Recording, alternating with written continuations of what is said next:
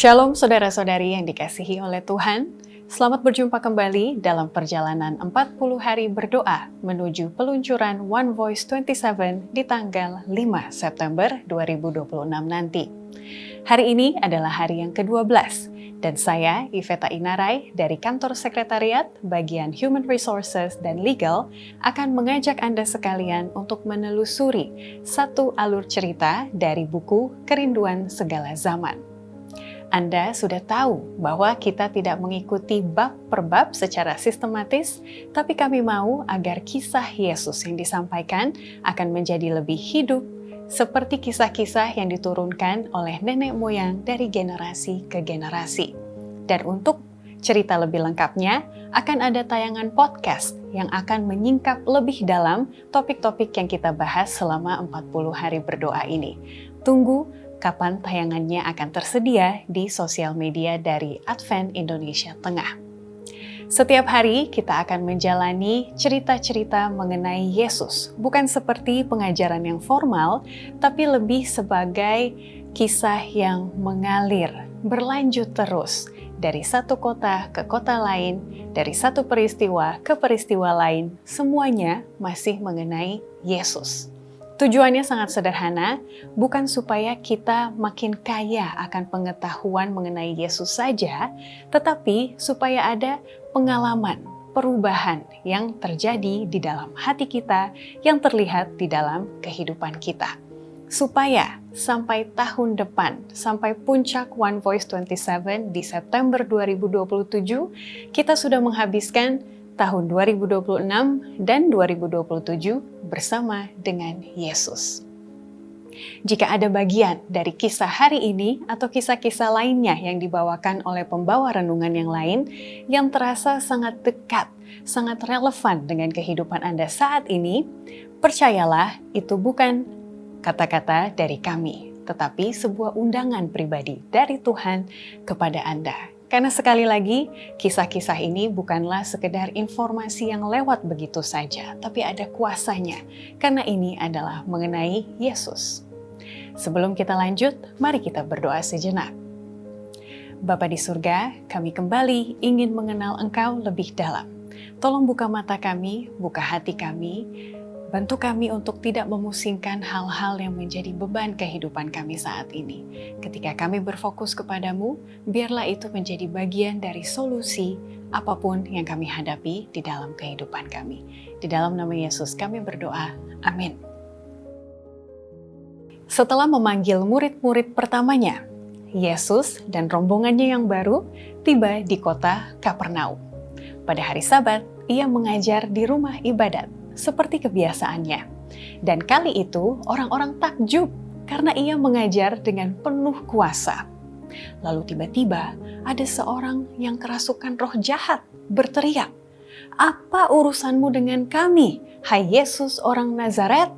Aku tahu siapa engkau, yang kudus dari Allah." Lalu Yesus menghardik roh itu, "Diam, keluarlah daripadanya." Dan roh jahat itu pun keluar tanpa mencederai orang itu. Semua orang tercengang dan bertanya-tanya, perkataan apa ini? Ia menyuruh dengan kuasa kepada roh-roh jahat dan mereka pun keluar. Lalu kabar tentang Yesus pun tersebar cepat ke seluruh Galilea. Istilah zaman sekarang, Yesus jadi viral. Kejadian ini menjadi tanda awal bahwa Yesus bukan sekedar guru yang bijaksana seperti panggilan para murid-murid ataupun orang-orang pada zaman itu, guru. Tapi peristiwa ini menunjukkan bahwa ia adalah seorang pribadi yang memiliki otoritas penuh atas kuasa kegelapan.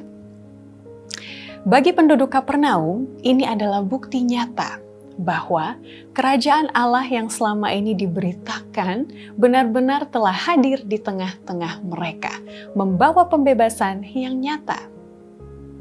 Suatu ketika, seorang penderita kusta datang mendekati Yesus. Penderita kusta pada zaman itu membawa pengucilan sosial total, karena mereka wajib menjauh dari kerumunan. Namun orang kusta ini memberanikan diri menghampiri Yesus dan berlutut, memohon Dia katakan, "Tuan, jika engkau mau, engkau dapat mentahirkan aku." Itu adalah ayat inti kita dalam Matius 8 ayat kedua. Sekali lagi saya bacakan, "Tuan, jika Tuan mau, Tuan dapat mentahirkan aku."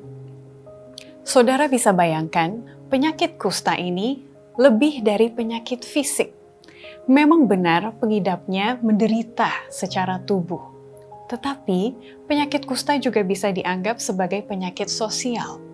Karena akhirnya seseorang yang mengidap kusta harus memutus seluruh kehidupan sosialnya. Ia dijauhi oleh keluarga, tidak bisa merasa kehangatan dari orang-orang terdekatnya. Tapi penyakit kusta juga bisa dikatakan penyakit agama. Karena kalau mengidap kusta, dia dilarang masuk ke rumah ibadat, tidak bisa beribadah seperti biasanya, malah dianggap seperti menjalani hukuman dosa, orang yang terkucil.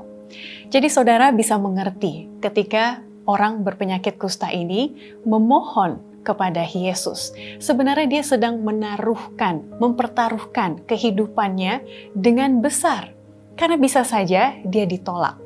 Bukan hanya ditolak Yesus, tetapi ada banyak kerumunan yang berada di sekitar Yesus.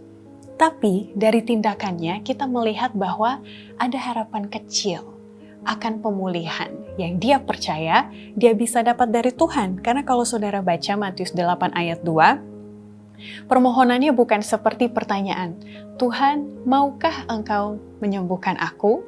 Tetapi diakhiri dengan sebuah titik. "Kalau engkau mau, aku tahu engkau dapat memulihkan aku." Lalu apa yang terjadi di dalam hati Yesus ketika permohonan itu disampaikan? Yesus tergerak oleh belas kasihan. Ia mengulurkan tangannya dan menyentuh orang itu. Oh, itu sesuatu hal yang tidak akan dilakukan siapapun kalau ia tahu lawan mainnya adalah orang yang sedang tertular penyakit kusta. Karena takut nanti akan ditularkan juga. Tapi Yesus menjawab dalam Matius 8 ayat 3. Sederhana saja jawabannya. "Aku mau, jadilah tahir," kata Tuhan Yesus. Dan seketika kustanya lenyap. Sentuhan yang Yesus lakukan kepada pengidap kusta ini lebih dari sentuhan biasa. Ini adalah pemulihan martabat manusia, harga diri manusia yang telah lama diasingkan dari masyarakatnya. Saudara bayangkan nakes, tenaga kesehatan saat ini. Saya yakin keluarga kita mungkin ada yang nakes, anggota jemaat, kerabat, dan lain-lain, ada juga yang nakes. Jadi ilustrasi berikut ini pasti kena di hati kita. Bayangkan ada seorang perawat yang bertugas di bangsal penyakit menular. Dan biasanya bangsal ini sepi dari kunjungan keluarga. Karena pasien-pasiennya sering dijauhi oleh orang-orang bahkan keluarga mereka sendiri. Karena takut tertular. Tapi perawat ini alih-alih memakai sarung tangan tebal ataupun baju untuk menjaga keamanan, dia tidak mau lakukan itu, dia tidak mau menjaga jarak juga, karena perawat itu dikenal selalu menggenggam tangan pasiennya, walaupun untuk sejenak sebelum memberikan obat. Lalu dia akan mengatakan, "Bapak, saya ada di sini, Bapak tidak sendiri ya, minum obatnya," seperti itu. Akhirnya banyak pasien mengaku bahwa penyembuhan mereka sebenarnya bukan hanya dari obat, tapi dari sentuhan sederhana dari sang perawat. Itu yang membuat mereka merasa, "Aku ini manusia loh, aku ini ada harga dirinya loh." Seperti itu juga sentuhan Yesus kepada orang kusta yang kita baca di Matius 8 tadi. Rumah sakit tempatnya perawat ini bekerja sebenarnya sempat mempertimbangkan untuk melarang kontak fisik langsung demi keamanan para nakes. Tetapi perawat ini bersikeras bahwa protokol keselamatan dan juga sentuhan manusiawi itu bisa berjalan bersamaan asal dilakukan dengan hati-hati, dengan tepat, dan dengan bijaksana. Saya jadi teringat saudara-saudara akan pengalaman saya dulu waktu menjadi anak rantau. Saya tahu ya, anak rantau jauh dari keluarga merindukan sentuhan-sentuhan sosial terutama dari komunitas gereja, komunitas rohani. Waktu itu saya sedang menghafalkan ayat hafalan yang sampai sekarang masih saya hafal dari Amsal 3 ayat 5 dan 6. Mungkin saudara juga pernah menghafalkannya. Firman Tuhan mengatakan, "Percayalah kepada Tuhan dengan segenap hatimu dan janganlah bersandar pada pengertianmu sendiri. Akuilah Dia dalam segala lakumu dan Dia akan meluruskan jalanmu." Waktu saya sedang menghafal ayat itu, saya sedang teringat ada teman saya dari Vietnam yang juga sedang homesick, lagi kangen rumah. Saya kirim ke dia, dan ternyata waktu hari Jumat malam, ada KPA anak muda, dia mengatakan, "Saya bersyukur kepada Tuhan, Ivy kirimkan kepada saya ayat yang dia sedang hafalkan hari apa waktu itu." Dan itu sangat memberi kekuatan, karena dia rasa-rasanya sudah pengen pulang ke rumah, menyerah dengan studinya di negara orang. Tapi ayat itu memberikannya pengharapan bahwa walaupun kesannya sekarang kita sendiri, tapi Tuhan memiliki rencana yang baik.